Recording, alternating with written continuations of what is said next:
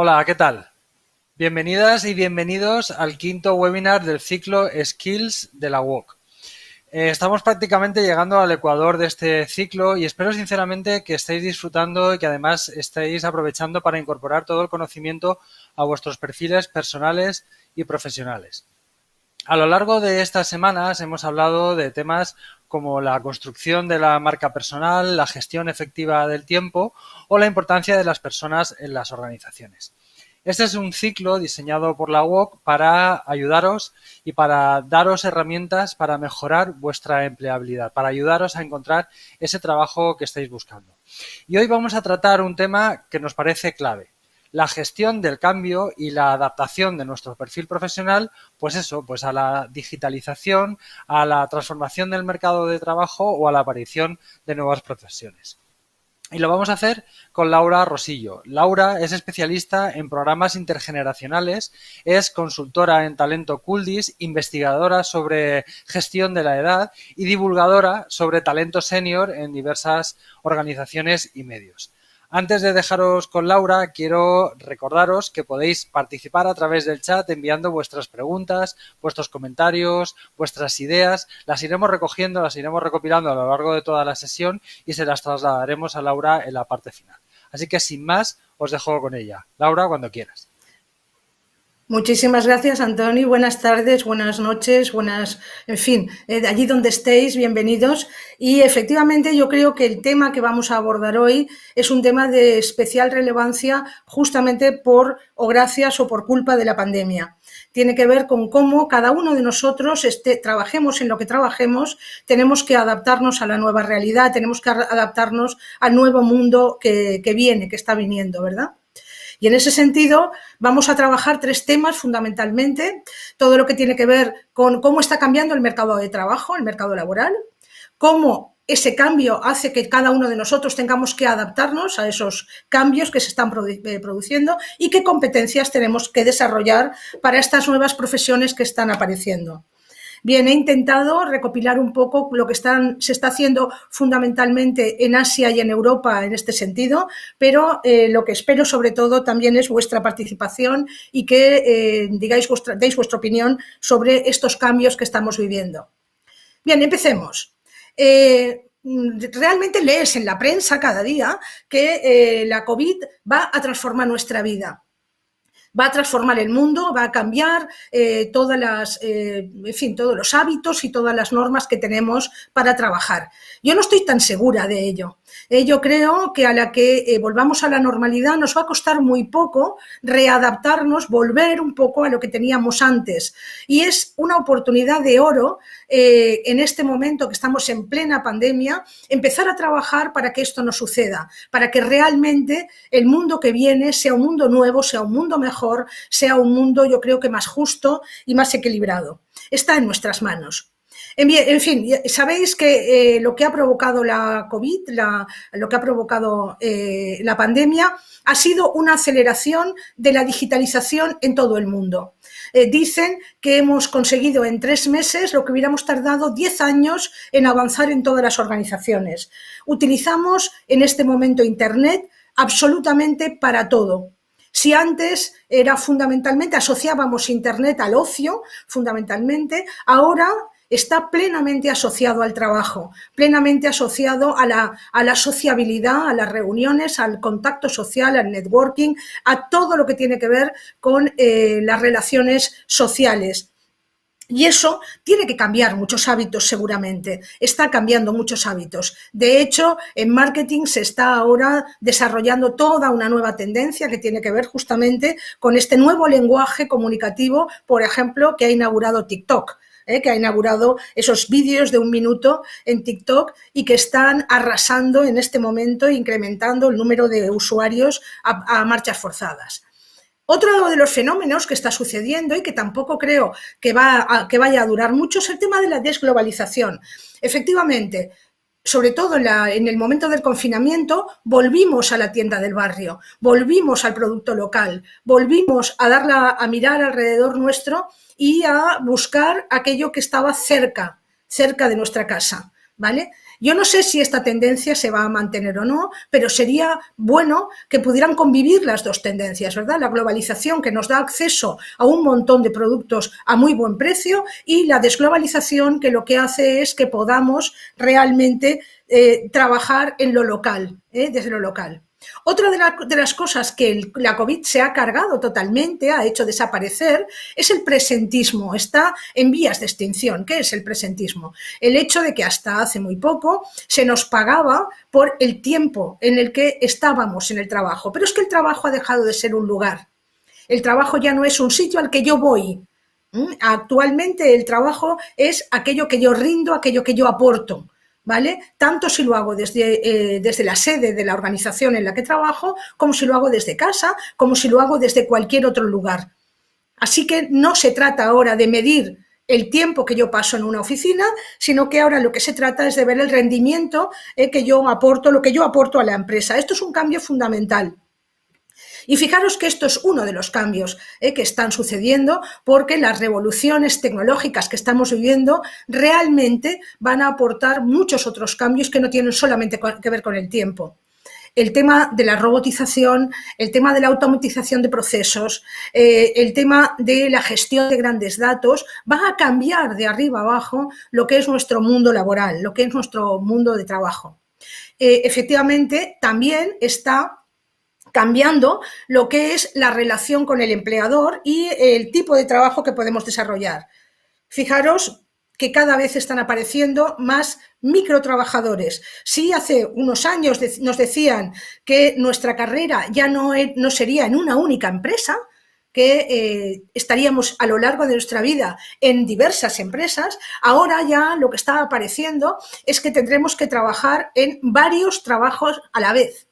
Ya no en diferentes empresas, sino a lo largo del tiempo, sino en el mismo momento, que tendremos que multiplicarnos en microtrabajos, en microempleos que nos darán finalmente un ingreso suficiente como para sobrevivir.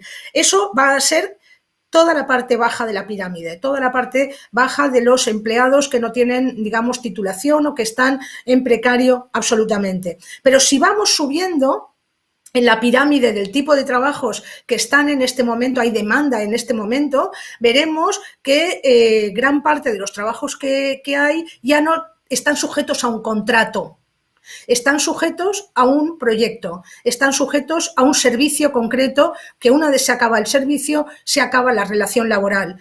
Eso también va a ser muy numeroso. De la misma manera que va a transformarse totalmente todo lo que tiene que ver con los empleos que tienen que ver con la manufactura. El hecho de la impresión 3D, el hecho de la robotización va a transformar todos esos empleos y muchos de los trabajadores que ahora están en una cadena de producción van a estar al mando de un robot. También va a cambiar todo el mundo de los trabajadores de cuello blanco, en el sentido de que justamente lo que se va a premiar es su talento y no el tiempo que dedican al trabajo. Y finalmente, arriba de todo de la pirámide estarán los especialistas en cosas muy puntuales que normalmente tienen que ver con la tecnología. Bien, esta pirámide, por tanto, es una pirámide que no tiene que ver solamente con el COVID, sino con todas las revoluciones tecnológicas que están viniendo a pasos agigantados. Y no hablo solamente de la digitalización. Estoy hablando de la robotización, estoy hablando de todo lo que tiene que ver con todos los sensores que nos rodean, estoy hablando de todo lo que tiene que ver con la gestión de grandes datos, la impresión 3D, en fin, todas las revoluciones que están ahora en marcha. Así que realmente quien va a tener lo más difícil en el futuro van a ser justamente aquellos trabajadores que están en la parte baja de la pirámide que veíamos, ¿verdad? Porque van a tener que hacer una transformación personal mucho más grande que los que están arriba de todo de la pirámide. Una transformación profesional profunda. Hay muchísimos empleos que van a desaparecer, muchísimos empleos que se van a transformar. A mí no me gusta la palabra desaparecer. Creo que es más ajustada a término la palabra transformación. Y en eso es a lo que vamos a dedicar los siguientes minutos, a ver en qué se van a transformar. Fijaros que aquí tenéis las cifras que de alguna manera se están barajando en cuanto a cuántos empleos van a desaparecer ¿vale? Dicen que hay 75 millones de empleos que están desapareciendo, pero se están creando 133 millones de nuevos empleos que tienen que ver con alguna de las tecnologías que acabo de mencionar. ¿De acuerdo? Este cambio es el que también tenemos que sufrir la mayor parte de trabajadores. Otra de las cosas que está cambiando y también de forma acelerada. En este momento están conviviendo dos tipos de organización. La organización piramidal tradicional, la organización en forma de pirámide, y la organización en forma de trébol, que ya Handic, en su libro La edad de la sinrazón, ya aventuraba y decía hace ya varias décadas que las empresas tendrían forma de trébol, de forma que un tercio de la plantilla sería contratados con un contrato indefinido, con un contrato fijo, ¿verdad? Ese tercio normalmente estaría en lo más alto de la pirámide, ¿de acuerdo? Es el staff, es de alguna manera lo que son los directivos de la organización o los puestos muy especializados. Que otro tercio de la plantilla serían subcontratados, contratados a través de otra empresa o contratados a través de una asociación de cualquier tipo. Ese tipo de outsourcing ya está institucionalizado en un montón de organizaciones que tienen externalizado a lo mejor la gestión de la informática, o que tienen externalizada la gestión de los recursos humanos, o que tienen externalizado una parte del negocio o una parte de la empresa. Y finalmente otro tercio, que este es el que me interesa destacar, es lo que se llama trabajo flexible. Es todo lo que tiene que ver con la relación con la empresa a través de un contrato y no de una nómina. Todo lo que tiene que ver justamente con el trabajo freelance, con el trabajo por proyecto. En Estados Unidos ya son empleados por cuenta propia el 35% de todos los trabajadores, y en Europa ese porcentaje lentamente pero va creciendo. El futuro tiene mucho que ver con relaciones de igual a igual con el empleador, para un contrato concreto, para un trabajo concreto, para un servicio que tiene una duración limitada. Bien, así que estamos pasando de lo que se llama la era del capitalismo a la era del talentismo. Se nos va a pagar por aquello que aportamos a la empresa, no por por aquellas las horas que echamos en una organización, ¿de acuerdo? Y tiene que ver con este desarrollo del trabajo por proyectos, cada vez más importante.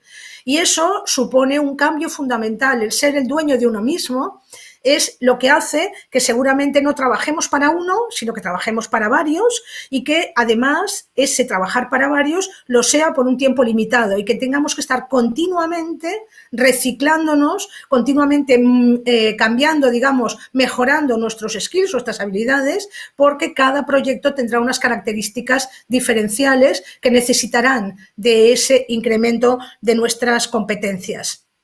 Bien, como os decía, el cambio fundamental, que además el COVID yo creo que lo va a acelerar, va a suponer un incremento de este tipo de contratos, es el paso de la nómina a la factura. Pensad, por ejemplo, en los conductores de Uber, que muchísimas de las personas que en la crisis del 2008 perdieron el empleo han entrado en este tipo de relación laboral que tiene que ver con cambiar de oficio en primer lugar y pasar a facturar por servicio en lugar de por tiempo de trabajo. ¿De acuerdo? Y eso supone que muchos de los trabajadores, sobre todo maduros, los que tienen ya una carrera profesional elaborada, tienen que cambiar de oficio. Estoy hablando de los conductores de Uber porque el último que yo cogí, el último al que yo me subí en Madrid, resulta que había sido hasta hacía nada, 4 días, hasta el 2010, había sido consultor en una empresa de tecnología y estaba conduciendo un Uber. Y eso lo vamos a ir viendo en un montón de profesiones. Hasta ahora yo vendía mi tiempo y ahora lo que vamos a vender es nuestro talento para desarrollar un proyecto determinado. Bien, y vamos a ver además cómo tenemos que cambiar, de qué manera tenemos que cambiar.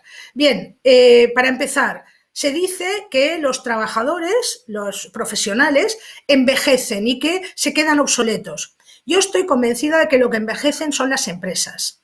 y que si las empresas no apuestan por el reciclaje, y vamos a verlo, de sus trabajadores y por su propio reciclaje o su propia evolución, mueren y desaparecen. ¿De acuerdo? Y aquí os he puesto algunas de las más famosas que realmente murieron de éxito y, entre otras cosas, murieron por no innovar y por no transformarse, por no cambiar, ¿vale? En cambio, aquellas empresas que han ido continuamente innovando, continuamente cambiando incluso de producto, son empresas que están en plena evolución, en pleno desarrollo y en el top 10, en el ranking de beneficios, ¿no? De los beneficios. Fijaros que una de las cosas que ha hecho la COVID ha sido que de la noche al día hemos tenido que cambiar los hábitos de trabajo. Si hasta hace 6 meses la mayor parte de empresas, por lo menos en España, eran muy reticentes al teletrabajo, de repente se encontraron que no había más remedio. La sorpresa no ha sido que no hubiera más remedio, la sorpresa ha sido que no ha bajado la productividad, la sorpresa ha sido que las empresas no se han resentido en cuanto al trabajo de sus profesionales, sino todo lo contrario. En muchas ocasiones ha mejorado la rentabilidad, ha mejorado la productividad, ha mejorado el rendimiento de las personas. Y eso en este momento lo están descubriendo la mayor parte de empresas que están aceleradamente cambiando lo que es la organización del tiempo dentro de su empresa. Estamos pasando no al teletrabajo, porque yo creo que eso únicamente se puede dar en trabajos muy concretos, sino a lo que se llama el trabajo flexible. El trabajo flexible que combina lo que es el trabajo en la sede de la organización con el trabajo en casa. Está apareciendo, y esto me hace mucha gracia porque empresas que se dedicaban, como Airbnb, que se dedicaba a los pisos turísticos, están descubriendo lo que se llama el tercer espacio, ¿vale? Hay gente que por razones de convivencia, por razones de con quién está conviviendo en su casa, tiene difícil teletrabajar y están apareciendo ofertas, y leía hoy precisamente que muchos hoteles están haciendo esto, que es alquilar habitaciones o espacios del hotel para teletrabajar, el tercer espacio que se llama. Airbnb se está reinventando en esta manera también.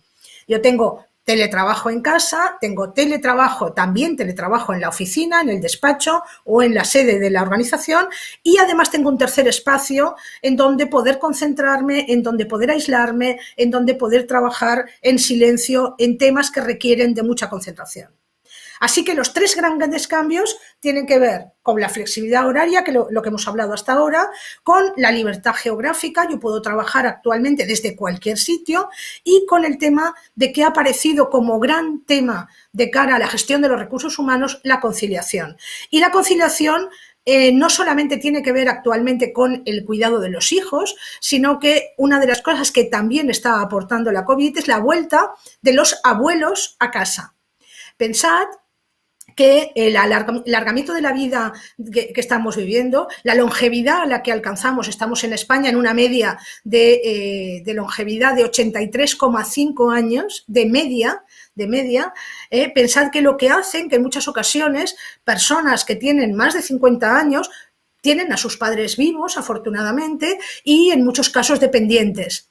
Una de las cosas que está provocando la COVID es que muchas de esas personas dependientes están volviendo al hogar de sus hijos. Ya sabéis que la gestión de las residencias, que no están medicalizadas, dificulta muchísimo el hecho de poder atender a los mayores, y en muchísimos casos esa conciliación ya no solo tiene que ver con los hijos, que no se van de casa, por lo menos en España, hasta los 30 años, y también con los mayores que tampoco pueden estar en una residencia porque tiene un alto riesgo de contagio. Bien, así que fijaros que también otra cosa que está sucediendo es que ya no nos dedicamos a una sola cosa. Ya no somos especialistas en contabilidad, por ejemplo, sino que cada vez se nos exige que seamos profesionales híbridos. ¿Híbridos qué quiere decir? Que a nuestro conocimiento tradicional, aquello que sabemos hacer, tenemos que juntar otra serie de habilidades, otra serie de skills, otra serie de habilidades que hacen que podamos autogestionar nuestro trabajo, que nos podamos adaptar a nuevos requerimientos, que nos podamos cambiar incluso de departamento, incluso de función, incluso de espacio, sin problema. Los profesionales híbridos son a la vez tecnológicos, dominan bien la tecnología y a la vez humanistas, porque el futuro tiene que ver justamente con eso. El trabajo será cada vez más humano. Todo lo otro, todo lo que puede hacer un robot, ¿por qué lo tiene que hacer una persona? ¿Vale? Con lo cual tenemos que desarrollar aquellas habilidades que nos distinguen como seres humanos, que ahora veremos cuáles son, que ahora veremos a qué habilidades hago referencia. Y otra de las cosas que también está cambiando y que están transformando el mundo laboral, es que hasta hace 4 días, muy siglo XX lo que voy a decir, cada uno de nosotros era dueño de un conocimiento que no compartía. Ese conocimiento era lo que me hacía a mí, me distinguía del trabajador de al lado. Yo sé sobre esto y si yo me pongo enferma, nadie puede sustituirme porque yo soy la única que sabe sobre esto. Actualmente esto es impensable. Actualmente cada uno de nosotros tiene que compartir aquello que sabe hacer, tiene que trabajar en voz alta. Os recomiendo que busquéis información en internet sobre esta metodología, sobre Working Out Loud, esta forma de trabajar, porque es justamente todo lo que tiene que ver con el trabajo colaborativo, lo que de alguna manera ahora nos dará reputación como trabajadores, esa capacidad de compartir, esa capacidad de generar conocimiento y compartirlo con otros, esa generosidad en el compartir la información que poseemos y transmitirla a todo el resto del equipo que trabaja con nosotros. Bien. Otro gran cambio tiene que ver con el desarrollo profesional. Hasta hace muy poco, cuando hablábamos de desarrollo profesional, hablábamos de los escalones, ¿no? De escalar cada vez un puesto más alto, jerárquico, de forma que si yo empezaba de botones, acababa de director general. Eso también se ha acabado. En este momento, el desarrollo profesional es fundamentalmente horizontal y tiene que ver con la capacidad que tenemos de adaptarnos a trabajos nuevos, esa rotación dentro del trabajo, tiene que ver con el enriquecimiento que somos capaces de darle a nuestro trabajo, o sea, la responsabilidad que asumimos, la capacidad de autogestión, la capacidad de decisión sobre nuestro propio trabajo, tiene que ver con la ampliación de nuestro puesto de trabajo, asumir más tareas. Eso también ha sido un poco consecuencia de la crisis del 2008. Ahora hay muchísima gente que está haciendo el trabajo que hace 10 años hacían 2 o 3 personas y ahora lo está haciendo una. Tiene que ver también con la tecnificación, tiene que ver con la digitalización y tiene que ver con la tecnificación de todos los procesos. En fin, y el tema del trabajo por proyectos. De nuevo, el trabajo por proyectos en el centro del cambio en lo que tiene que ver con la carrera profesional. Si yo puedo ofrecer la dirección de un determinado proyecto y en el siguiente proyecto yo puedo ser un miembro indispensable, pensar en todas las metodologías Agile que buscan equipos muy diversos para poder con mucha rapidez crear un nuevo servicio, transformarlo o un nuevo producto. Eso va a requerir adaptabilidad absoluta para crecer profesionalmente. El crecimiento profesional ya no pasa por la pirámide, ya pasa justamente por la ampliación de nuestras responsabilidades y de nuestros conocimientos. Así que el aprendizaje permanente es la salida, es el futuro del trabajo. Ahora, aprender es trabajar. El seguir continuamente aprendiendo es el camino a seguir, es el tema justamente del trabajo. Y fijaros que en este sentido, hasta ahora cuando hablábamos de actualización en el trabajo, hablábamos de reciclaje, ¿vale? Hablábamos de capacitación y ahora yo creo que hay 2 formas, ha aparecido una nueva forma de aprendizaje que yo creo que es muy importante tener en cuenta, que es el reskilling, ¿no? Hablamos de upskilling, ahora lo vais a ver detalladamente, hablamos de upskilling cuando lo que hacemos es ampliar nuestras competencias y hablamos de reskilling cuando se produce ese cambio de oficio, ese cambio de profesión, ese cambio de proyecto. ¿De acuerdo? Fijaros una cosa además que tiene que ver con el futuro también y que tiene que ver también con el invierno demográfico que estamos viviendo. En este momento, los mayores de 50 años en España, en la empresa, somos el 35%. Y en nada, en meses, pasaremos a ser el 40%. El 40% de mayores de 50 años. ¿De acuerdo? La mayor parte de empresas grandes están prejubilando, y la última que he leído, a partir de los 52 años. Yo creo que es uno de los grandes errores que se está cometiendo en este momento en el mundo laboral. Ver como sistema de, digamos, de ajuste de plantillas la jubilación anticipada o el despido en mayores de 50 años. Por una sencilla razón. Si miráis cómo está la pirámide de edad en España, yo no sé, en otros países, pero la tendencia es general, no es exclusivamente en España. En España, con Japón, son los dos países más envejecidos del planeta. Bien, si miráis la pirámide, no es una pirámide, es una seta. ¿Qué quiere decir? En España somos el doble, y digo el doble, los mayores de 50 años que los menores de 18. ¿Eso qué quiere decir? Que el relevo generacional es imposible, es muy difícil, es casi imposible, que están todas las empresas buscando talento joven entre cuatro, son cuatro y el gato. La generación Z o la generación millennial ya empieza a ser mayorcita, empieza a rondar, a acercarse a la cuarentena, pero la generación Z, que es la que se está incorporando ahora, son poquísimos, porque las tasas de natalidad en España hace 4 décadas que están cayendo en picado, estamos en crecimiento negativo. Y lo que aquí os presento es mucho más barato, muchísimo más barato, y hablo de dinero, es mucho más barato transformar a un trabajador maduro que formar y capacitar y contratar a un trabajador novel. ¿De acuerdo? Y ese no quiere decir que no haya que contratar trabajadores jóvenes, sino que esa dificultad que se lee por todas partes de que hay escasez de talento. ¿Cómo que hay escasez de talento? El problema es que el talento maduro se está expulsando del mercado de trabajo. Y yo creo que realmente valdría la pena replantearse la transformación profesional de los mayores. A ver, en Europa dicen de 45 años. Eso para mí, que los mayores de 45 años son aún muy jovencitos. Pongamos de 50 años, que es el límite en el que es casi imposible que si tú presentas un currículum, una empresa ni siquiera considere el leer el currículum.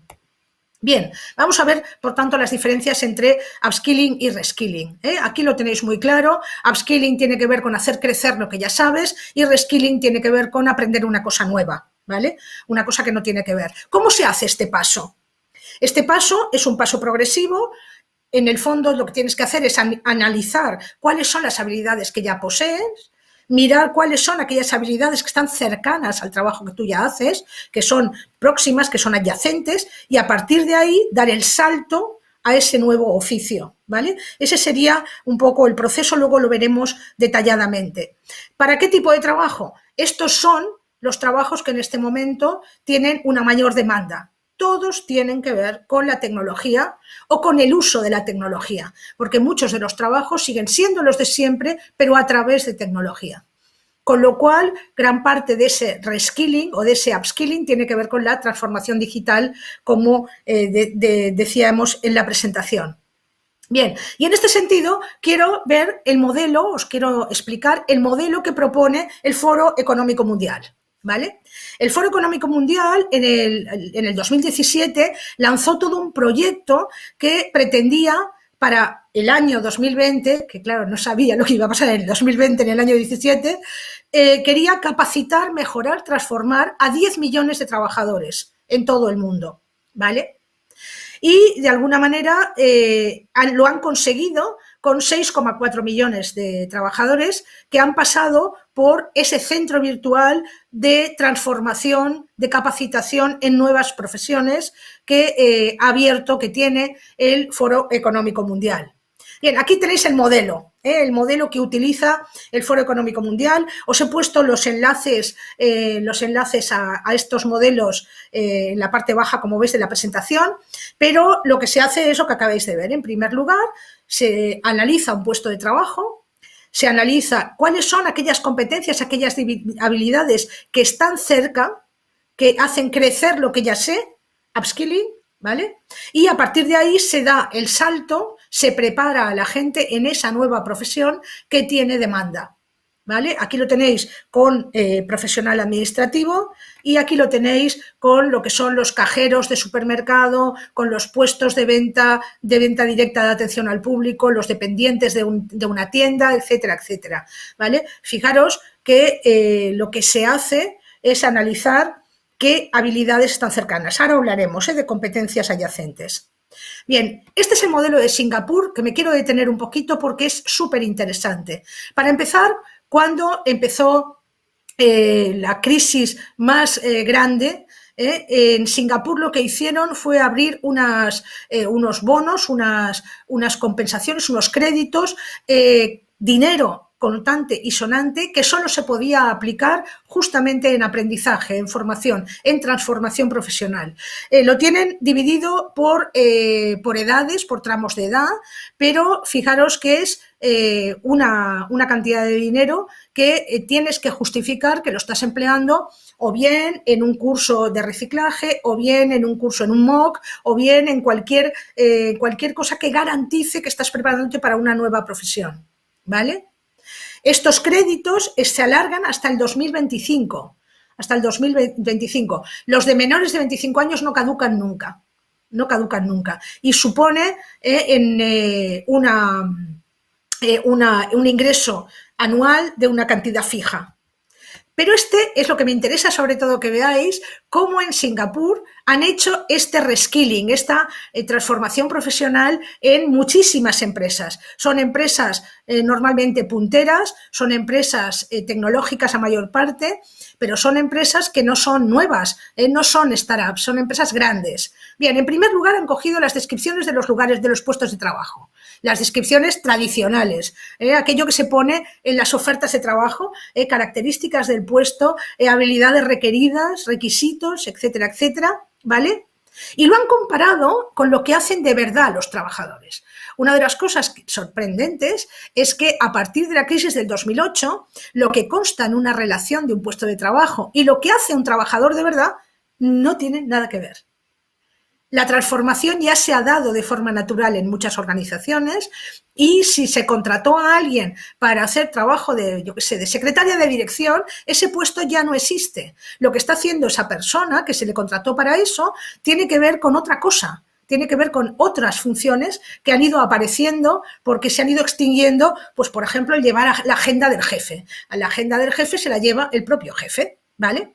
Muy bien, esas lagunas, esas inconsistencias, esos cambios, ¿vale? Lo que se hace es ver de todo eso, cuánto se puede automatizar, de todo eso nuevo que está haciendo esa persona. ¿Qué es lo que se puede automatizar? ¿Qué es aquello que se puede pasar a la máquina, al robot, en fin, a la analítica de datos, a lo que sea? A partir de ahí, lo que se hace es analizar qué nuevas justamente funciones puede desarrollar esa persona y de todo aquello que hace esa persona, qué se puede transferir a otro trabajador. Qué cosas son inamovibles, o sea, solamente él las posee, y qué cosas son transferibles, ¿vale? A partir de ahí se diseñan los puestos de forma híbrida, analizando competencias en lugar de analizar conocimientos, analizando esos skills, esas habilidades que posee esa persona, en lugar, pensar que hasta hace muy poco se hacía el diseño de los puestos de trabajo, se cogía a una persona y se la encajaba en esa caja. Ahora eso también está en vías de extinción y va al revés. ¿Cuáles son tus habilidades? ¿Cuáles son tus competencias? ¿Y en qué proyectos puedes trabajar? ¿Qué puedes aportar a cada proyecto? ¿Vale? A partir de ahí se empieza todo un ciclo de rotaciones para que la gente incremente su adaptabilidad al puesto de trabajo, se amplían funciones tanto verticales como horizontales y se entra en un proceso de aprendizaje. ¿Aprendizaje de qué? Justamente de las nuevas funciones. Si vas a pasar de ser secretaria de dirección a community manager, ahora veréis un caso, tú tienes que aprender una serie de nuevas habilidades. Aquí está el reskilling. Se empieza siempre por un grupo piloto, un grupo pequeño, que cuando es un éxito pueda extenderse al resto del colectivo y a partir de ahí se extiende a toda la empresa. A mí me gusta mucho el modelo de Singapur porque además creo que es muy realista y tiene mucho que ver con la evolución que han tenido las empresas, no solamente por el tema de la COVID, sino por el tema, sobre todo, de la transformación digital de muchos oficios. Bien, y vamos a ver cuáles son estas competencias. Bien, está absolutamente medido, ¿vale?, cuáles son los puestos en los que hay escasez de talento. Cuáles son aquellos espacios en los que no hay manera de cubrir las plazas que se crean. Bueno, pues es aquí donde tenemos que trabajar, ¿vale? ¿Y qué vamos a hacer? Lo que vamos a hacer es analizar cuáles son tus habilidades transferibles a otro oficio. Analizar de lo que tú has hecho a lo largo de tu vida laboral, cuáles son aquellas habilidades que pueden aplicarse a cualquier otro oficio. Ahora lo veréis en un caso concreto para que sea más claro, ¿vale? ¿Cuáles son estas habilidades transferibles? Son las que tienen que ver con la experiencia personal, son lo que tiene que ver no solamente con el trabajo que has realizado, sino con a qué deportes te dedicas, si has hecho tareas de voluntariado, en qué pasatiempos te entretienes, qué deportes, en fin, todo lo que tiene que ver con tu vida completa, no solamente con tu trabajo, ¿vale?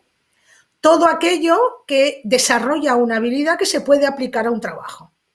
Y aquí las tenéis en algunas de ellas, que tienen que ver desde la gestión del tiempo, evaluación de sistemas, monitoreo de cualquier cosa, escucha activa, escribir bien, por ejemplo, ahora está muy valorado de nuevo, en la capacidad de tomar decisiones, la capacidad de resolver problemas complejos, que esto, por ejemplo, las personas que han jugado mucho al ordenador en la consola o lo que sea, tienen una gran capacidad de resolución de problemas complejos. El tema de la comprensión lectora, que además algunas de estas habilidades transferibles tienen que ver con la experiencia, con lo cual vuelvo otra vez a mi tema, que es el tema de los trabajadores maduros. En muchos casos estas habilidades se adquieren con el tiempo, no naces con ellas, tienes que trabajarlas, ¿vale? Así que es razón de más para tenernos en cuenta. Bien, vamos a ver exactamente, ¿vale?, qué tenemos que aprender, qué son aquellas cosas que tenemos que aprender para realmente poder realizar esta transformación profesional que se avecina. Bien, adaptabilidad y flexibilidad es la fundamental. Es la más importante. De alguna manera, lo que uno tiene que analizar en uno mismo es cuánto le cuesta adaptarse a un nuevo grupo de personas, cuánto le cuesta adaptarse a una nueva herramienta, a una nueva forma de trabajar, a un nuevo jefe. Esa adaptabilidad a cualquier cosa, no solamente adaptabilidad a una nueva herramienta, que es lo más fácil, sino sobre todo adaptabilidad a nuevos equipos, a nuevas personas, a nuevas relaciones, ¿vale? La competencia tecnológica, la transformación digital es absolutamente imprescindible. Pensad que a partir de ya, o sea, ya mismo, personas que no tengan una comprobable habilidad digital, competencia digital, están fuera del mercado laboral. Totalmente. A partir de la aparición del teletrabajo, del trabajo flexible, mejor dicho, como herramienta, como sistema de trabajo habitual, y pensad que además cuando hablamos de teletrabajo no solo hablamos de trabajar desde casa, eso es trabajo confinado, ¿vale?, sino que las personas, en muchísimas empresas en este momento en España, se está haciendo un rotatorio entre personas del mismo equipo, de forma que a lo mejor hay 2 personas trabajando en la organización, otras 2 están trabajando en casa, ¿vale? Eso quiere decir que todos estamos teletrabajando. Todos, tanto los que están en la organización como los que están en casa, se tienen que conectar a través de una herramienta digital. Así que es fundamental cada vez más dominar las herramientas digitales. Todo lo que tiene que ver con la creatividad y la innovación. Mirad, esto es lo que nos caracteriza como seres humanos. Lo que nos distingue de las máquinas, fundamentalmente, es la capacidad de inventar. Es la capacidad de crear nuevas realidades, nuevas formas de trabajar, nuevos productos, nuevos servicios. Eso es lo que después la máquina automatizará. Pero la creación de nuevos recursos, de nuevos oficios, de todo eso, es una capacidad eminentemente humana. Todo lo que tiene que ver con gestión de grandes datos, otro tema fundamental. Hay que analizar los datos. Los datos en sí mismos no contienen nada más que información. Para convertirlo en conocimiento hace falta una persona, un ser humano, que convierta la información en conocimiento. O sea, que analice, evalúe y le dé sentido a esa información. todo lo que tiene que ver con el pensamiento crítico, con la capacidad de decisión, con distinguir lo que es una información falsa de una información auténtica, lo que es un bulo de lo que es la verdad o lo que es objetivamente comprobable, mejor dicho. Bien, como os decía, estas son las habilidades que se nos van a requerir. Como os decía, fijaros que la transformación, este paso de un oficio a otro, en este caso os he puesto uno de los últimos en los que yo he participado, en la transformación de lo que eran las secretarias de dirección en community managers, más que en community managers, en curadoras de contenido. Y digo curadoras, lo digo en femenino porque eran todo mujeres, ¿vale? Esta transformación, la empresa, no os voy a decir qué empresa era, pero una empresa grande, una empresa multinacional, había dejado sin contenido el trabajo de las secretarias de dirección, que hasta hace 4 días gestionaban la agenda y los contactos de su jefe, imprimían los correos electrónicos, ¿vale? Y pasaban la firma y esas cosas tan del siglo XX, ¿verdad? Bien, el convertirlas en curadoras de contenido, o sea, en facilitadoras de la información necesaria para los cargos a los que atienden o para todo el personal de la organización, de aquella información necesaria para estar al día, estar actualizado y para la supervivencia de la empresa, las hace de nuevo necesarias.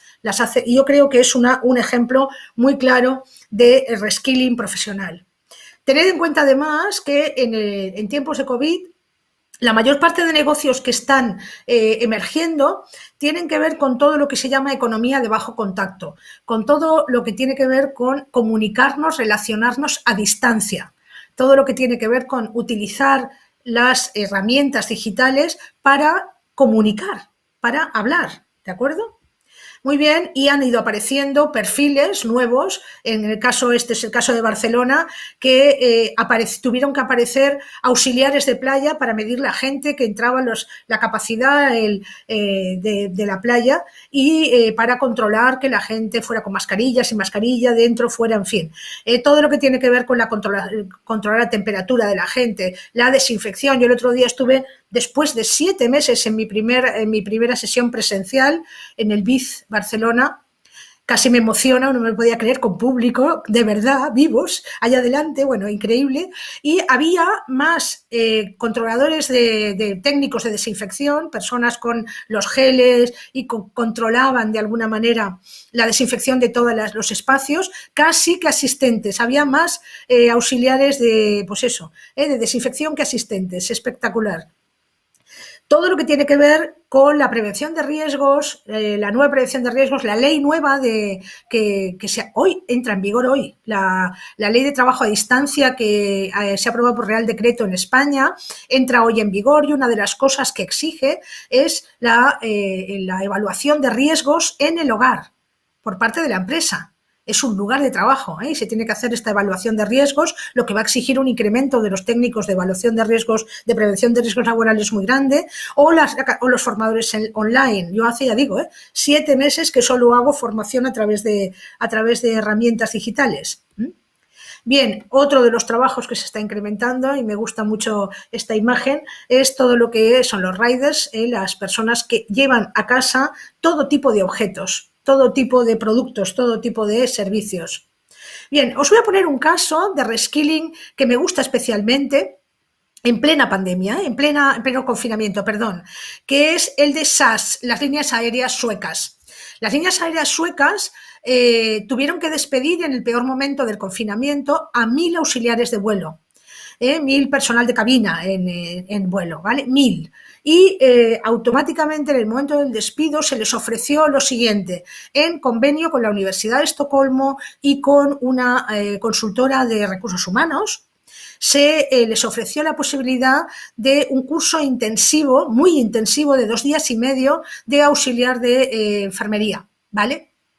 A ver, competencias equidistantes, porque no todos los auxiliares de vuelo en su formación inicial hacen un curso bastante completo de primeros auxilios y de principios sobre medicina, ¿de acuerdo? Con lo cual tienen una base que ya tiene que ver con la enfermería. Bien, en 2 días y medio, como os digo, intensivísimo, no me acuerdo cuántas horas, pero era una barbaridad. Y una vez acabado este curso, de los 1000, creo que fueron 300 y pico, 400, que se recolocaron en hospitales de Estocolmo como auxiliares de enfermería. Ese mismo curso, la universidad, cuando ya lo tenía paquetizado, se lo ofreció al personal de hoteles, a personal auxiliar de hoteles, y con el mismo resultado colocó a 300 más en residencias de la tercera edad, en residencias de ancianos. ¿Vale? Es un caso típico de reskilling movido por la necesidad, por la urgencia, ¿de acuerdo? Pero con un poco más de tiempo, este mismo proceso se puede hacer con cualquier otra, con cualquier otro oficio. En este caso, fijaros, por ejemplo, esto es Coursera, es un curso de la Johns Hopkins que hice, que tiene que ver con formarte y diplomarte como rastreador de contactos. Aún está activo este curso por si lo queréis hacer. Te habilita como rastreador de contactos de COVID, ¿vale? Curso de relativamente pocas horas, muy profundo, muy intenso, muy bueno, con una serie de evaluaciones, gratuito, y que te permite convertirte en rastreador de contactos en un periodo breve de tiempo. Muy bien, y estamos acabando ya. Aquí veis toda una serie de posiciones que están creciendo en cuanto a la demanda, que están cada vez, hay más demanda de este tipo, y que hay una cuestión que a mí me gusta mucho, que es todo lo que tiene que ver, el crecimiento de la demanda de todo lo que tiene que ver con el cuidado.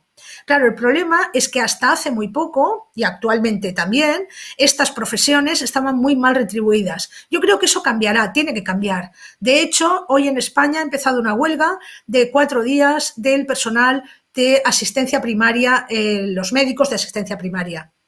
Tiene que ver con no solamente que están absolutamente desbordados, sino que tiene que ver con que están mal retribuidos, con que hay pocos, ¿vale? Y ese pocos tiene que ver con la mala retribución, con lo mal pagados que están.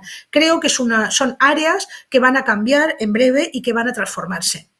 Bien, y para ello yo ahora estoy trabajando justamente en programas de este tipo. Aquí tenéis varios, ¿vale? Que tiene que ver tanto con la transformación profesional de un freelance, de una persona. Pensad que una persona mayor de 50 años tiene casi imposible volver a la empresa si ha sido apartado del mercado laboral, tiene que ofrecerse como freelance. Es muy difícil que le contraten, en España por lo menos, pero yo creo que prácticamente en toda Europa está pasando. El tema del edadismo, de la discriminación por edad, es la segunda causa de discriminación más importante en el mundo, ¿vale? Y no solamente cómo ofrecer tus servicios si eres un freelance, sino también dentro de la organización cómo elaborar estos procesos de transformación profesional. Aquí lo tenéis paso a paso, ¿vale? Y en este momento, de forma virtual, eso sí, pero empieza a tener demanda de este tipo de formación, sobre todo para los departamentos de recursos humanos. Muy bien, esta es la frase que yo creo que caracteriza este periodo, y es que cada uno de nosotros tenemos que asumir que debemos transformarnos, tengamos el oficio que tengamos. Muy bien, y hasta aquí lo que yo quería explicaros. Muchísimas gracias por vuestra atención, y yo creo que ahora empezamos la ronda de preguntas, ¿verdad, Antoni? Laura, sí, muchas gracias por la sesión. Vamos a empezar con las preguntas. Tú has hecho mención en muchas ocasiones al siglo XX, pero te quiero llevar un poco más atrás, al siglo XIX, que es donde están, creo que estamos de acuerdo, la mayor parte de las administraciones públicas de este país. Tenemos una pregunta de David Aranguren que nos dice: ¿el nuevo paradigma crees que se puede aplicar al sector público? Es decir, ¿crees que en el sector público se puede instalar un sistema que valore el mérito a través de objetivos en lugar del presentismo?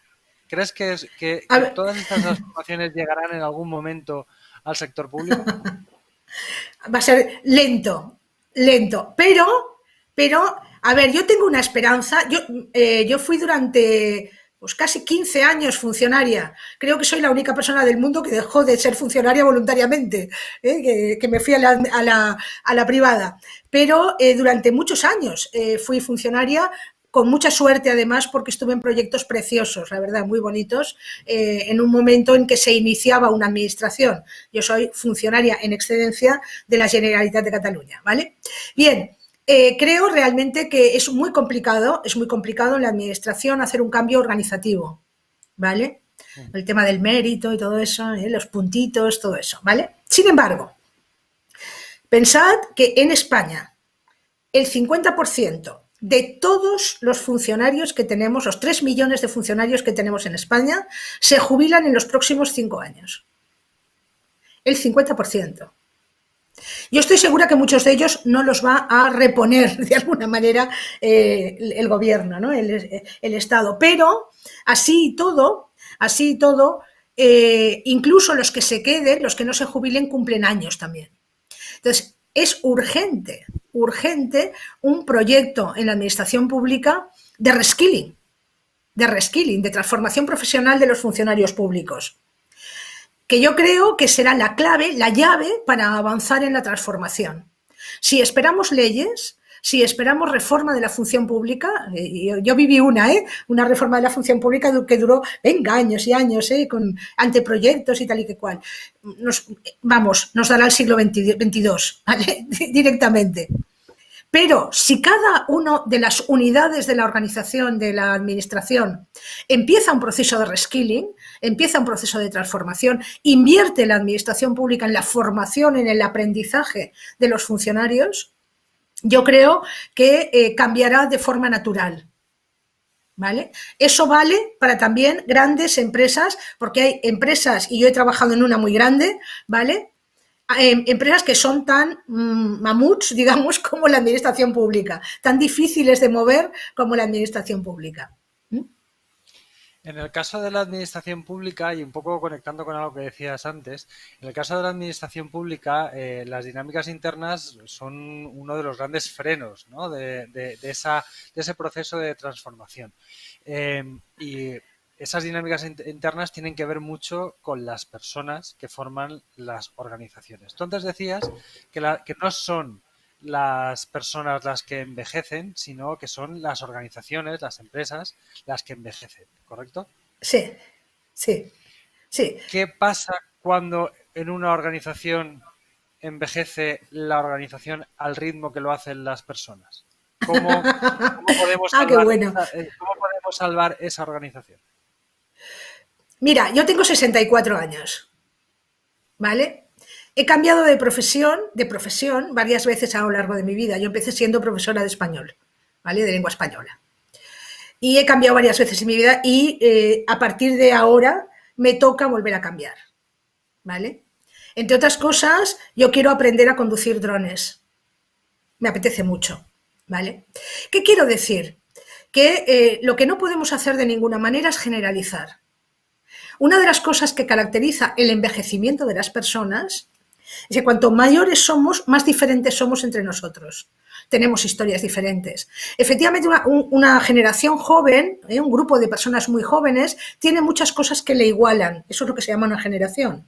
Visten igual, escuchan la misma música, van a los mismos sitios, se socializan de una determinada manera. A medida que vas avanzando a lo largo de la vida, te vas diferenciando. Con lo cual, yo he encontrado funcionarios, personas que trabajan en la administración pública, de mi edad, absolutamente innovadores, y personas en la administración pública de 20 años, de 25 años, de 20 años no hay, porque hace más de 10 años que no hay oposiciones, pero de 30 años absolutamente envejecidos. ¿Por qué? Porque depende también de la estructura, ¿vale? Piensa una cosa, si a ti te toca en la administración pública durante 35 años estar en la misma silla, viendo a la misma gente, eso no hay quien lo soporte. Es lo mismo que el matrimonio, en el fondo. Hay que renovar los votos. Hay que renovar los votos de vez en cuando. Ya lo están haciendo muchas administraciones. El tema de la rotación empieza a ser una cosa bastante habitual en la administración, bastante habitual, la rotación de puestos. ¿Para qué? Justamente para evitar este burnout, este quemarse, ¿no? Actualmente nadie aguanta 35 años en el mismo puesto de trabajo, como no aguantas 35 años repitiendo el mismo ritual matrimonial, ¿no? Hay que cambiar los rituales de alguna manera, ¿vale?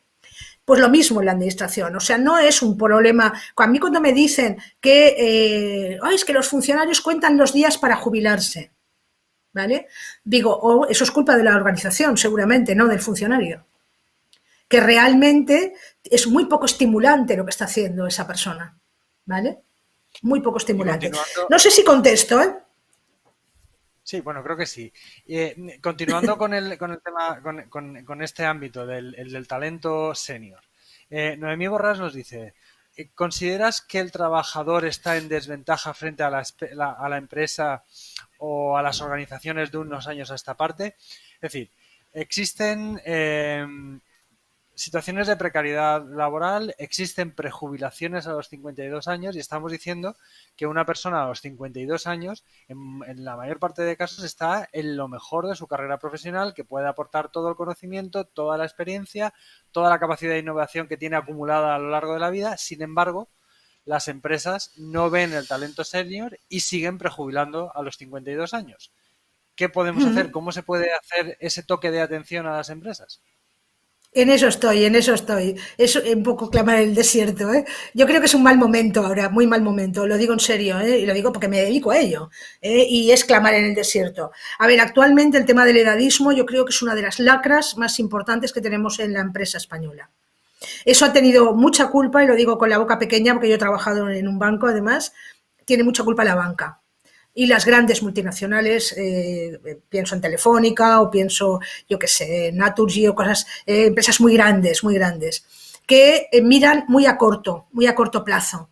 Y muy a corto plazo, si tú haces números, efectivamente era un chollo jubilar con 50 y pico años para la empresa a nivel económico, ¿de acuerdo? ¿Por qué? Porque la persona que contrataba para sustituir a esa persona que jubilaba, la contrataba por la mitad de precio. Porque solamente se miraba el precio, ¿vale? No se miraba el talento. Como digo, en el modelo del siglo XX, tú dabas tu tiempo a cambio de una nómina. Importaba muy poco cuáles eran tus habilidades y tus competencias. Cuando tú preguntas en la crisis del 2008 por qué te han despedido, a nadie le han despedido por ser ineficaz. Le ha tocado como en una rifa.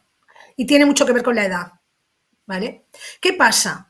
Que si tú, vuelvo a la pirámide, si tú analizas el futuro, resulta que te vas a encontrar que la nueva mayoría social, son los mayores de 50 años.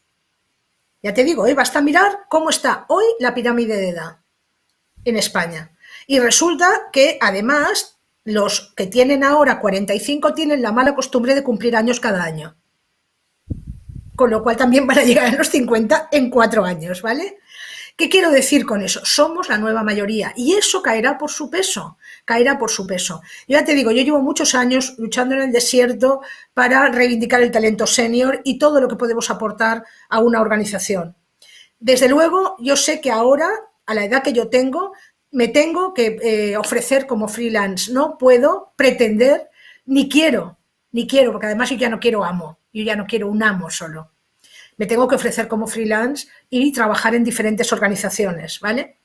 Eso lo tengo clarísimo, Pero también sé que todo lo que tengo alrededor va en contra de las personas de 50 años, a las que seguramente se desprecia porque se cree que están obsoletos. Y una anécdota de otro día, ahora nada más hay citas telefónicas con la administración pública, ¿no? Cuando al funcionario al que yo le quería pedir una cosa, me vio la edad que yo tenía, me preguntó si yo sabía manejar un ordenador. ¿Vale? Ese tipo de prejuicios van en contra, está totalmente sesgada la visión que hay sobre el trabajador maduro. El trabajador maduro ha vivido, pensad que ha vivido 20.000 crisis, 20.000 crisis. O sea, que ha hecho, pues mirad, la transición democrática en España, la incorporación de la mujer al trabajo, la revolución sexual, la incorporación de la mujer al trabajo ha sido espectacular, el cambio que ha supuesto en cuanto a la percepción de género, etcétera. Hemos vivido muchísimas transformaciones ya y ahora nos ha tocado vivir una pandemia. Pero tenemos la experiencia de otras crisis. Yo viví la crisis del petróleo, por ejemplo, en la que había 20 y pico % de desempleados como ahora, exactamente igual, ¿vale? Eso no se puede despreciar. Ese talento, esa experiencia no se puede despreciar. Lo que pasa es que no se sabe cómo utilizarla. Otra vez el Nos preguntan, reskilling, otra vez.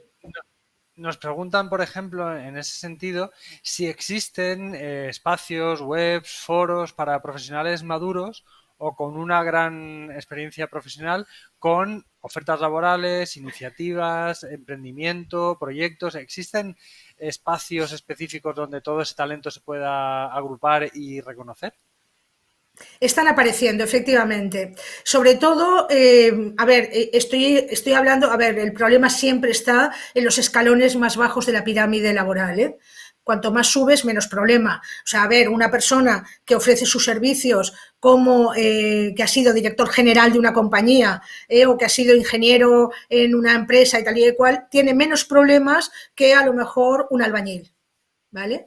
Que tiene con 50 años 20.000 veces más problemas que una persona que tiene un recorrido profesional de la parte de arriba de la pirámide que veíamos antes, ¿vale? Eso para empezar. Pero de todas maneras sí que están apareciendo un montón de espacios, de webs, de comunidades sobre todo, en las que sobre todo optar como interim manager, ¿vale?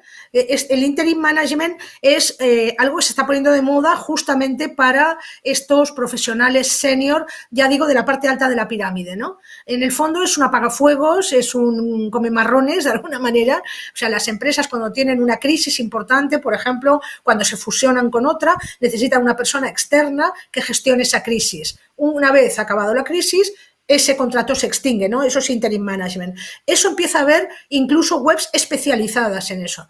Yo a las personas mayores de 50 años les recomiendo que en su perfil de LinkedIn, ¿vale? Una de las cosas que pongan como habilidad es esa, interim management, la posibilidad de resolver problemas durante un periodo de tiempo concreto, ¿vale? Porque de eso hay demanda y para eso se exige experiencia. Lo que no puedes hacer es pedir trabajo. El señorito deme algo, el ir a echar currículums es, como su palabra indica, echarlos, ¿vale? Hay que ofrecer servicios, hay que pasar de buscar trabajo a ofrecer servicios. Ese es el gran truco. Y efectivamente, empieza a haber, incluso hasta en Infojobs, hasta en Infojobs hay un apartado que tiene que ver con el trabajo freelance, que tiene que ver con el trabajo por cuenta propia, que va especialmente dirigido a personas con experiencia, a freelance. ¿Por qué? Porque gran parte de las personas de mi generación que vivieron la crisis del 2008 y salieron de la organización, resulta que es lo único que pueden hacer, el autoemplearse. Y el autoempleo pasa por eso, no echar currículums, sino ofrecer servicios. Ahí voy. Erika nos dice, creo que con buen criterio, tú me dirás, ¿consideras que esta innovación organizacional de la que nos has hablado nos aboca a la precariedad laboral?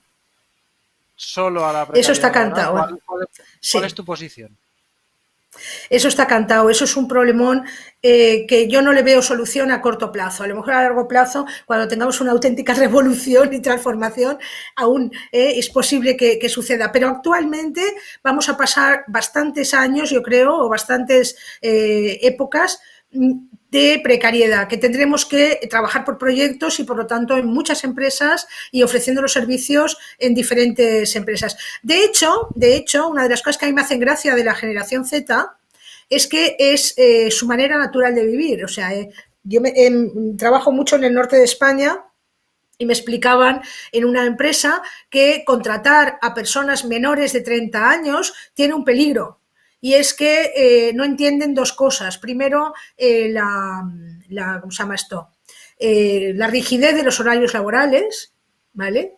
¿Cómo que tengo que venir cada día a las 8 de la mañana? ¿Pero qué dices? ¿Por qué tengo que venir cada día a las 8 de la mañana? O, oye, es que yo los martes a las 4 de la tarde tengo clase de surf. No puedo venir a trabajar.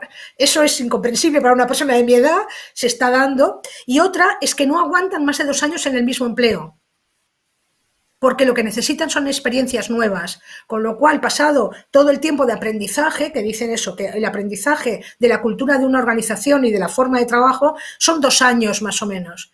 A los 2 años necesitan un cambio.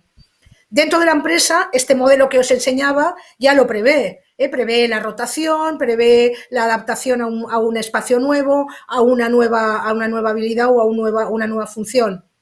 Pero las empresas, que la mayor parte de las que hay en nuestro país son muy clásicas, te contratan para una cosa concreta a lo largo de toda tu vida.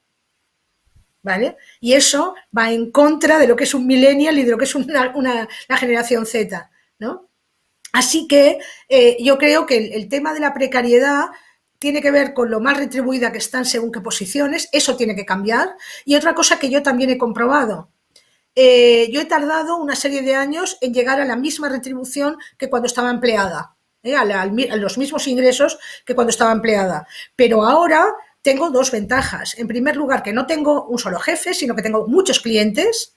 Eso para mí es una ventaja, ¿vale? Porque lo de acertar con un buen jefe no es tan fácil, ¿verdad?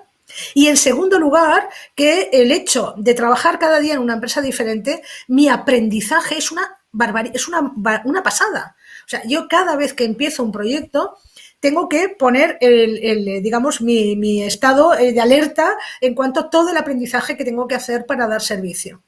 Eso es otra maravilla. Y es muy siglo XXI, es muy este modelo que os decía. Cada proyecto te exige un aprendizaje. Aprender es el trabajo ahora. Aprender es el trabajo. Y eso, que es una frase de Harche, de uno de mis gurús en cuanto a lo que es el aprendizaje, está clarísimo. Si no aprendes, te quedas fuera de onda, incluso los funcionarios, que seguramente acabarás poniendo sellos, que era la frase que se decía hace 50 años, en un rincón de la organización. Si tú quieres disfrutar de tu trabajo, tienes que continuamente estar en modo aprendizaje. Sí, pero por ejemplo, Eva González nos pregunta, esa transformación está bien para las personas dinámicas, para las personas que tienen ganas de cambiar, que tienen ganas de evolucionar. Pero hay gente que no tiene voluntad de hacer eso en las organizaciones, hay gente que no quiere cambiar y que no quiere evolucionar en su trabajo. ¿Cómo puede afrontar la empresa a ese trabajador que no quiere cambiar y no quiere evolucionar? Y si hay alguna estrategia para motivar al trabajador. No, no la hay. A ver, varias cosas. Depende del puesto del que me hables. Si hablas en manufactura, y lo digo, yo tuve una experiencia muy bonita en una fábrica de componentes de automoción, ¿vale? Que de pasar, de facturar y de tener encargos, bueno, que necesitaban incluso contratar personal cada cierto tiempo para reforzar la producción, a pasar a no tener encargos, porque casi todo se hacía en China, ¿vale? El director de recursos humanos, al que yo le haría un monumento desde aquí, en fin, le dedicaría una fiesta anual casi, decidió que en lugar de hacer un ERE, digamos, de mandar a los trabajadores a casa, esperando el encargo, esperando que haya encargo, lo que hizo es ese tiempo que no había producción, dedicarlo a transformación.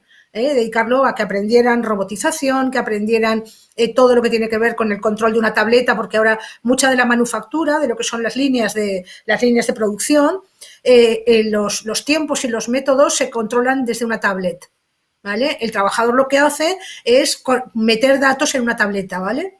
Y eso requiere un aprendizaje. En fin, aprender toda una serie de, por ejemplo, a manejar drones, a manejar toros que funcionan solos, ¿vale? Son robots, ¿vale? Y dedicó el tiempo a eso. Yo hice la parte de transformación digital en esa empresa. Y efectivamente, la mayor parte de personas que trabajan en una cadena de producción, los obreros de una cadena de producción, decían, oye, es que a mí lo que me gustaba era no tener que pensar en mi trabajo. Lo que me gusta es, cojo la pieza, pongo la pieza, cojo la pieza, pongo la pieza, porque puedo pensar en mis cosas, porque me pongo los cascos y escucho música. A mí no me vengas con rollos de que tengo que mirar una tableta, ¿vale? ¿Qué pasará? Eso lo va a hacer una máquina. Eso lo va a hacer una máquina. Entonces, si realmente tú quieres un trabajo mecánico, estás fuera de mercado. Sencillamente. Así que no es una cuestión de no me apetece cambiar. No es una cuestión de ya me gusta lo que hago. Es que lo que haces va a desaparecer. Entonces, no es una cuestión de que te motives o te dejes de motivar. Es una cuestión de supervivencia. Es una cuestión de pura supervivencia. Si quieres continuar trabajando, tienes que entrar en modo aprendizaje. Inevitable. Inevitable. Vamos a volver a las organizaciones. Hay una pregunta muy directa que es de Ángeles Díaz Estevez también, que nos pregunta cuál es la razón de fondo de que las empresas sean tan reticentes a la implantación del teletrabajo en España. El presentismo. España es un país muy, muy presentista. A ver, yo lo he oído. Yo hace 40 años he cotizado la Seguridad Social, más de 40 años, no os digo cuántos más, una barbaridad. Y yo lo he oído en un montón de sitios que hay que irse a casa después del jefe. ¿Vale? En un montón de trabajos la gente se estaba hasta las 8 de la tarde, hasta las 9 de la noche, trabajando porque no quería volver a casa. También. Estamos acostumbrados a tenemos unos horarios en España que la verdad que ayudan muy poco, menos mal menos mal del confinamiento, que nos ha cambiado los horarios, porque lo de comer a las 3 de la tarde o a las 4, en algunos casos que hacen de 8 a 3, te rompe totalmente lo que es la jornada laboral. ¿Vale? El teletrabajo, una de las cosas que la gente se ha sorprendido, de que no trabajas menos, trabajas más, pero la percepción que tiene normalmente el directivo o que tiene sobre todo el mando intermedio es que si no puede controlar visualmente al trabajador, está de vacaciones. ¿Vale? Yo en una empresa para la que he estado trabajando antes del confinamiento, fíjate, ya la intuición de que lo del teletrabajo acabaría triunfando, estuve trabajando en una empresa muy grande en Barcelona que querían poner sobre todo para el tema de conciliación el 2-3, 2 días de teletrabajo, 3 días de trabajo presencial, ¿vale? Lo que costó más fue justamente que los jefes de toda la gente que iba a teletrabajar no controlaran, no pidieran el control exhaustivo de la conectividad. Yo tengo que ver en un pilotito que está mirando la pantalla, pero qué tontería. ¡Qué tontería! ¿Pero qué dices? No ayudó tampoco el tema de fichar, el tema del control horario. Tampoco ayuda el tema del teletrabajo. La sensación de pérdida de control, de pérdida de poder que tiene sobre todo un mando intermedio es muy grande. Otra de las cosas que nos caracteriza también como sociedad es el tema de que nos horrorizan los cambios. Vivimos los cambios como pérdidas. Vivimos un cambio como una pérdida. En lugar de pensar que es realmente una mejora, que es como se tiene que vivir un cambio, algo que mejora nuestra vida laboral, se vive como una pérdida. Pierdo una serie de privilegios que había conseguido anteriormente. Y se vive así y cuesta mucho cambiar eso. Todo lo que tiene que ver con la gestión del cambio tiene una serie de estrategias que sobre todo afectan a la cultura organizativa y por lo tanto son muy largos. Son muy largos de implementar. Pero bueno, lo que está claro en todos los casos que la COVID ha ayudado mucho al tema del teletrabajo, porque ya digo, de la noche a la mañana la gente se ha puesto a teletrabajar y no ha pasado nada. En cuanto a la productividad, me refiero, no ha pasado nada. La gente, es más, no ha mirado el reloj. Ha estado trabajando, que es otra cosa que habrá que hablar, del derecho a la desconexión. ¿Qué ha pasado? Pues que muchas veces los mandos intermedios han convocado 100.000 reuniones innecesarias para controlar justamente la conectividad, han solapado reuniones, han vuelto loca a la gente. Deja a la gente que trabaje. Sobre productividad, Laura, la Casa Mare nos dice que dependiendo de tu situación personal puedes ser más o menos productivo, pero se hace complicado conciliar con personas mayores y niños en casa por mucha flexibilidad que haya respecto a los horarios. ¿Qué podemos hacer como sociedad, entiendo, qué pueden hacer las organizaciones para igualar esas situaciones? En primer lugar, lo del tercer espacio que os decía. Es una moda que está apareciendo. En Barcelona ya hay varios hoteles que lo ofrecen. Ese tercer espacio que no es ni tu casa ni tu empresa, pero que tiene todas las garantías de higiene y de seguridad y de prevención de la enfermedad y que de alguna manera te garantiza ese espacio para trabajar concentradamente y con otros, trabajar colaborativamente a través de herramientas digitales. Esa es una. Pero otra, que también es, yo creo que tan importante como la posibilidad de un tercer, es ya lo que hacen las empresas, yo creo que más modernas. Estoy pensando otra vez en Singapur, estoy pensando en Japón, que también están, y en Australia, que también están trabajando el tema, que es lo siguiente: tener en cuenta el ciclo vital de cada persona. No es lo mismo una persona de 30 y pico años que tiene bebés, tiene niños muy pequeños en casa, que una persona de 60 que a lo mejor tiene a sus padres en casa, ¿vale? No es lo mismo una persona que está trabajando sola, ¿vale? Ese ha sido, mirad, hay un estudio de McKinsey magnífico sobre los efectos, sobre los diferentes colectivos del teletrabajo durante el confinamiento. Curiosamente, los que lo han llevado peor son los que han estado trabajando solos, sin compañía en casa. Han sido los que han tenido peor repercusión en cuanto al confinamiento. Hablo de laboralmente, no hablo de la salud, digamos, general, sino en lo que tiene que ver con la productividad y que lo que tiene que ver con el trabajo.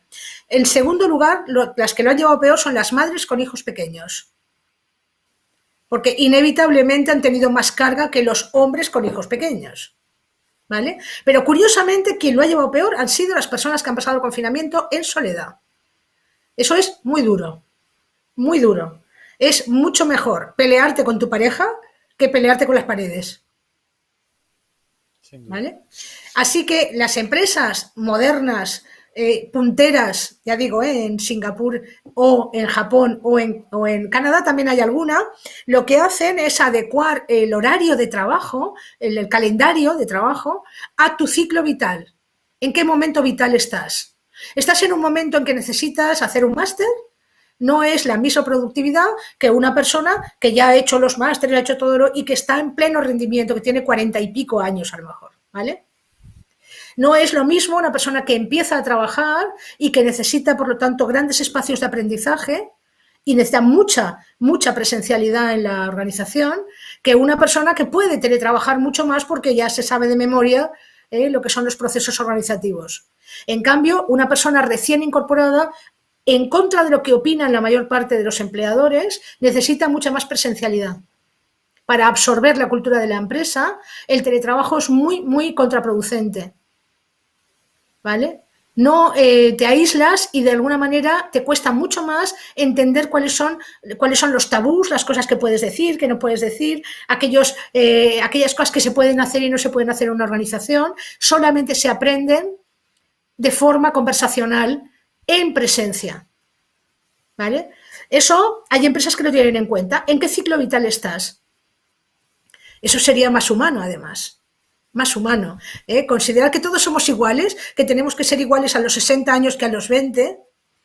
Eso tiene que ver con las máquinas. Si ahora las máquinas van a hacer procesos, déjame que sea humana. Déjame que te diga yo ahora puedo aportar una serie de cosas que a los 20 años no podía aportar porque no tenía ni idea.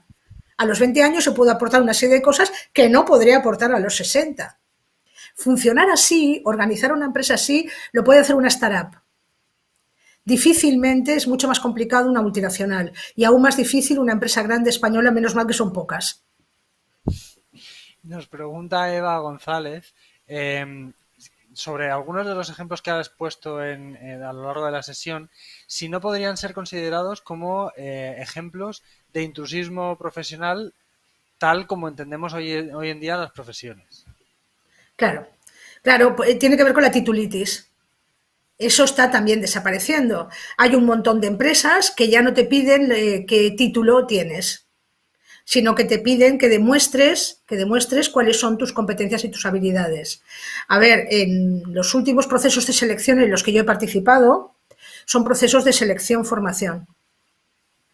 Normalmente gamificados, en los que el candidato tiene que presentar un proyecto, tiene que jugar a una serie de juegos para demostrar qué habilidades tiene de resolución de problemas, ¿vale? Y la titulación que tenga, pues se la aporta estupendo, porque aquello que tenemos la costumbre, ¿no? De, además eres ingeniero, mira qué bien, o eres psicólogo, es igual, mira qué bien, pero lo que importa es lo que sabes hacer. Lo que importa es lo que tienes facilidad y además te gusta. He puesto la transparencia del Ikigai por eso, ¿no? Si puedes encontrar a un trabajador que disfruta con lo que hace, que además él lo hace muy bien y que además es algo que la empresa necesita, bueno, eso es el colmo de la productividad. Así que yo de verdad, el tema de la titulación, fijaos que lo que os decía, yo he hecho el curso de Coursera de la John Hopkins, que te dan un diploma estupendo que no pienso presentar en ningún lado. A mí yo no estoy para títulos, pero quiero decir que el tema de los títulos, claro que tiene importancia, porque lo que tiene importancia es el conocimiento. El conocimiento. Entonces, como mucho tú puedes decir, yo tengo tantas horas de vuelo, tantas horas de vuelo en la universidad tal, ¿vale? Y eso me da una forma de pensar, una forma de actuar en el mundo, una serie de conocimientos que a lo mejor ya están obsoletos casi todos, pero lo que es importante es que yo he dedicado un tiempo de mi vida a estructurar mi forma de pensar, ¿no? Eso será el Y al futuro, hilo, yo creo, de los títulos. y al hilo ¿Al de hilo? eso, María José Vázquez Olivas nos pregunta, ahora por la pandemia hay personas que se han quedado sin trabajo y buscan uno nuevo. ¿Qué consejos podrías dar para demostrar cuáles son precisamente esas habilidades transferibles que tienen las personas y que son aplicables a otros trabajos, a otras profesiones, a otros sectores, a otras organizaciones? Bien, a ver, en Internet pasan primero hay que analizar quién eres y qué sabes hacer, ¿eh? Es lo primero. Primero, mira hacia adentro. Y recomiendo, hay un montón de cuestionarios en Internet, por ejemplo, el de talento de Gallup, los indicadores de talento de Gallup, que te dice para qué sirves, ¿vale? Hay un montón de cuestionarios que tú puedes pasar y que analizan exactamente cuáles son tus habilidades, las habilidades soft, ¿no? Que es realmente aquello para lo que has nacido, que decía Ken Robinson, que falleció hace poco. La verdad es que una vez tú sabes en qué eres bueno, si eres bueno en la atención al público, si eres bueno ordenando cosas, si eres bueno, en fin, analizando problemas, si eres bueno gestionando datos, eso hay muchos cuestionarios que te dan ese tipo de perfiles, ¿no? A partir de ahí, tú lo que tienes lo que yo recomiendo, lo que yo recomiendo es otra cosa que no hacemos. Y es seleccionar en qué empresa quieres trabajar. ¿Vale? Y selecciona más de una. Hay también un montón de páginas. Ahora, por ejemplo, os recomiendo que entréis en Glassdoor. Glassdoor es una aplicación, es el TripAdvisor de las empresas, en la que te pone desde cuánto vas a cobrar hasta cómo es el mobiliario de la empresa, hasta las opiniones de los buenos y los malos de la organización, ¿no? Lo que dicen sobre la empresa. Y escoge aquellas empresas en las que quieres trabajar. Porque ahora va a ser importante que no solamente te escojan a ti, sino que tú escojas dónde quieres trabajar. A partir de ahí, analiza, y en Internet lo puedes hacer, bueno, muy a fondo, analiza cuáles son los problemas que tiene esa empresa en este momento, si tiene problemas de liquidez, si tiene problemas organizativos, si está despidiendo gente o está contratando, si está empezando a trabajar en nuevas formas, en nuevos productos, ¿vale? Todo eso, hasta en los diarios hay información sobre cómo están transitando la pandemia las empresas. Y escoge cuál es aquel problema que tú quieres resolver de esa empresa. Y a partir de ahí elabora un portfolio de servicios. ¿Qué es lo que le puedes ofrecer a esa empresa? ¿Vale? Lo digo porque a partir de ahí luego entra en LinkedIn, busca a las personas, contacta con las personas de la empresa, hace una buena red de networking, en fin, todo lo que yo explico en los cursos que doy en este momento. Pero bueno, ¿la idea cuál es? La idea es que, otra vez, no busques trabajo, ofreces servicios. ¿Por qué? Porque en el momento en que tú entres en cualquier candidatura, presentes el currículum, rellenes el perfil que te pide LinkedIn, lo que sea, lo vas a acompañar de una oferta. ¿De qué puedo hacer yo por esta empresa? Y eso es lo que ahora es diferencial. Lo que ahora es diferencial no es que tengas, mirad, yo me hace mucha gracia ahora todo el tema de los currículums ciegos. Yo me he dedicado muchos años a la selección de personal, muchos años. Y yo cogía un currículum, lo miraba y decía 52 años. Sencillamente por ver la carrera profesional que había desarrollado esa persona. Así que un currículum ciego no vale para nada. El currículum es lo último que se entrega. Lo primero que tienes que entregar es qué puedo hacer por ti. Y si además te grabas un pequeño vídeo con un buen pitch elevator, ¿vale? De 1 minuto, diciendo, puedo ayudarte en esto es lo que yo sé hacer, mucho mejor. ¿Por qué? Porque actualmente nadie lee un PDF de 4 páginas. Ahora, un vídeo de 1 minuto sí que se lo miran. A ver, y más consejos, contrátame y te enseñaré cómo encontrar clientes. No trabajo, clientes. Pues Laura, se nos quedan algunas preguntas todavía en el tintero, pero Ay, te voy a hacer las dos últimas. Em, Va a cambiar la enseñanza, seguro. ¿Se podrá combinar con trabajos, o sea, los trabajos tecnológicos con los manuales? ¿Qué ocurre con los docentes y las competencias digitales? ¿Cómo ofrecen sus servicios sin tener que pensar en un contrato con una sola institución o buscando antigüedad laboral? ¿Cómo va a cambiar la enseñanza en todo este momento, en este mare magnum de cosas que están sucediendo a nivel global? yo confío en la vuelta del maestro. La vuelta del maestro en el sentido más antiguo de la palabra, ¿eh? En el sentido aristotélico o en el sentido platónico o socrático. ¿Qué quiero decir? El conocimiento, y lo digo por Coursera, bueno, a ver, estamos en la UOC, los contenidos están en Internet. El tema de los MOOC ha abierto el contenido a gente que ni hubiera pensado jamás asistir a la universidad. Lo que es significativo en la UOC o en cualquier universidad es la posibilidad de la discusión, del diálogo, del debate con otros. Por ahí irán los tiros. ¿Vale? Ese modelo a mí me gusta mucho.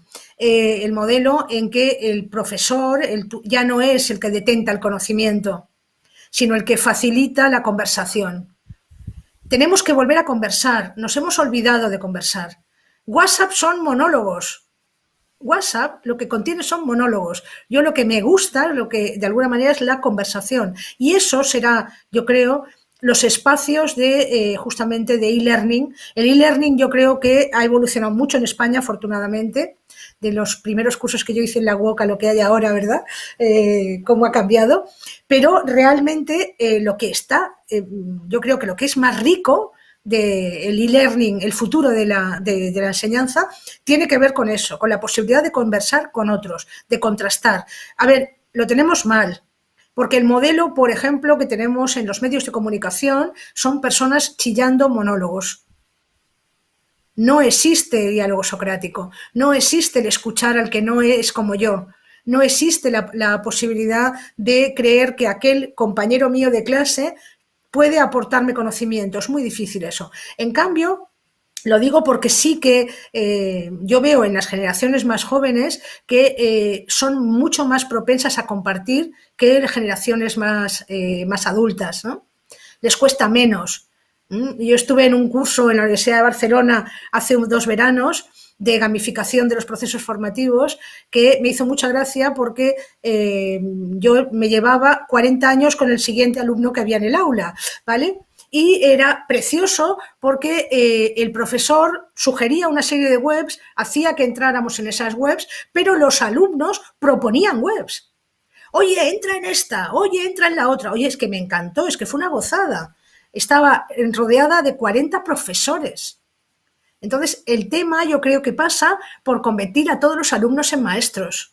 Saber hacer eso es el futuro de los profesores, de alguna manera.